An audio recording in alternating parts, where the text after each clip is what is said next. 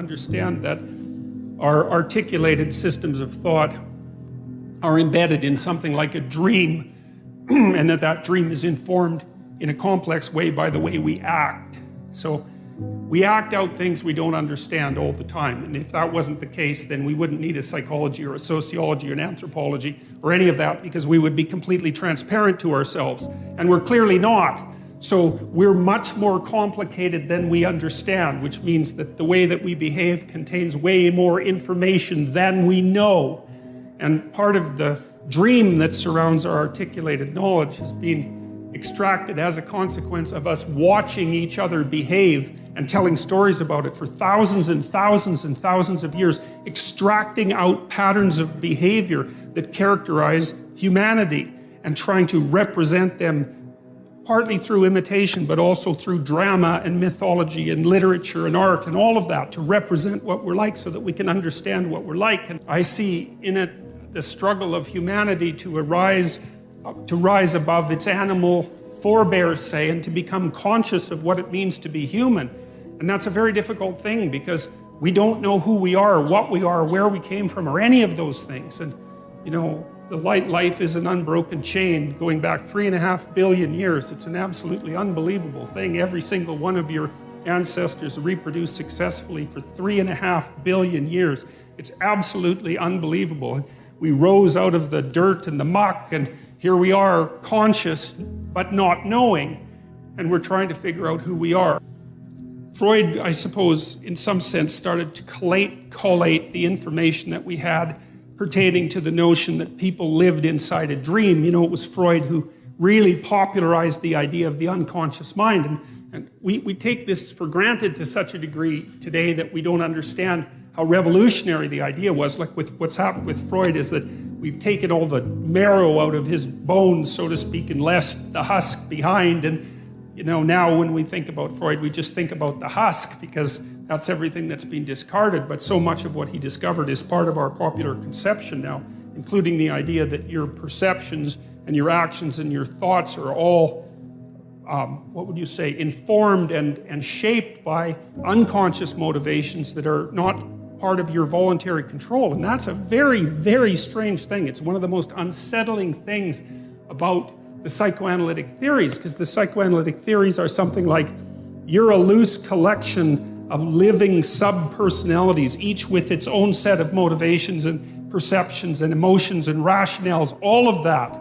And you have limited control over that. So you're like a plurality of internal personalities that's loosely linked into a unity. You know that because you can't control yourself very well, which is one of Jung's objections to Nietzsche's idea that we could create our own values. See, Jung didn't believe that, especially not after interacting with Freud, because he saw that human beings were affected by things that were deeply, deeply affected by things that were beyond their conscious control. And no one really knows how to conceptualize those things. You know, the cognitive psychologists think about them in some sense as computational machines. And the ancient people, I think, thought of them as gods, although it's more complex than that. Like rage would be a god. Mars, the god of rage, that's the thing that possesses you when you're angry. You know, it has a viewpoint, and it says what it wants to say, and that might have very little to do with what you want to say when you're being sensible.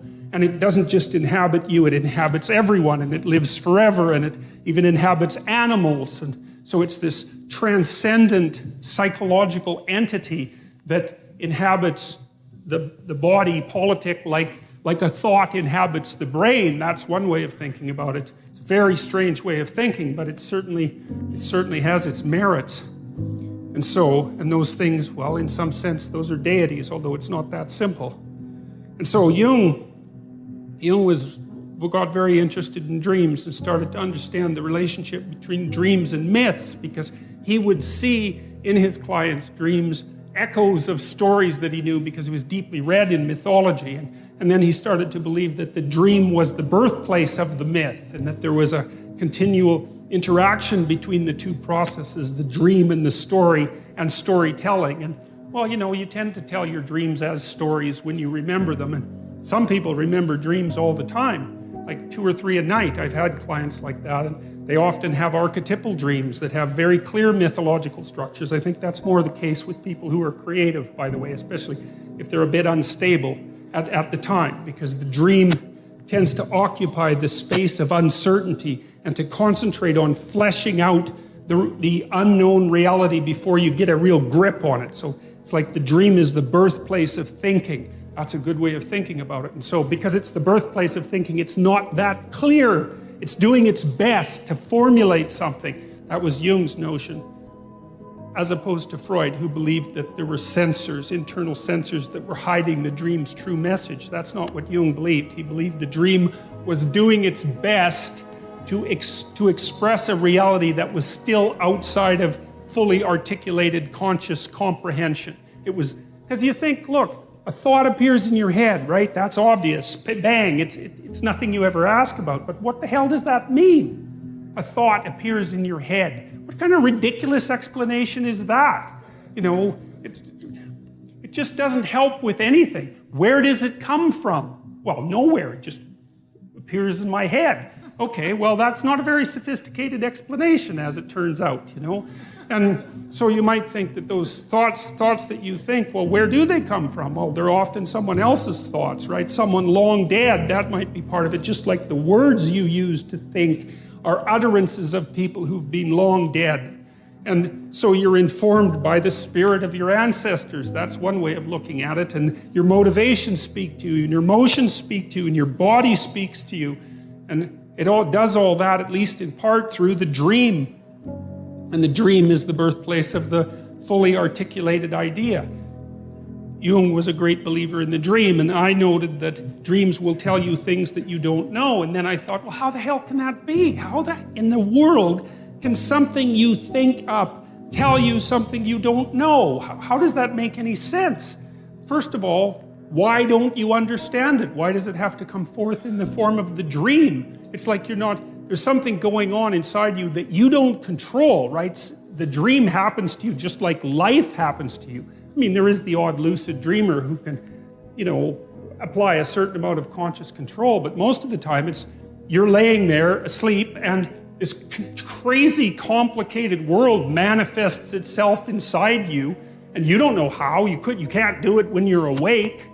And you don't know what it means. It's like, what the hell's going on? And that's one of the things that's so damn frightening about the psychoanalysts, because you get this both from Freud and Jung, you really start to understand that there are things inside you that are happening that control you instead of the other way around. You know, there's a bit of reciprocal control, but there's manifestations of spirits, so to speak, inside you that determine the manner in which you walk through life.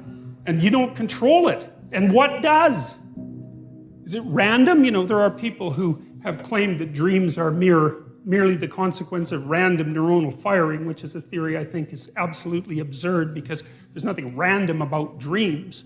You know, they're very, very structured and very, very complex, and they're not like snow on a television screen or static on a radio. Like, those things are complicated. And then also I've seen so often that people have very coherent dreams that have a perfect narrative structure.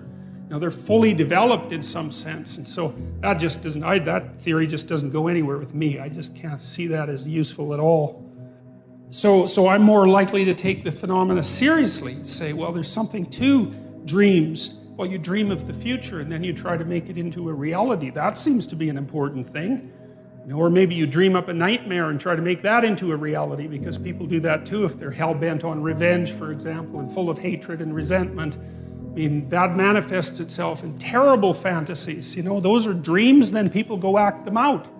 These things are powerful, you know, and whole nations can get caught up in collective dreams. That's what happened to the Nazis. That's what happened to Nazi Germany in the 1930s. It was absolutely remarkable, amazing, horrific, destructive spectacle. And the same thing happened in the Soviet Union. The same thing happened in China. It's like, we have to take these things seriously, you know, and try to understand what's going on.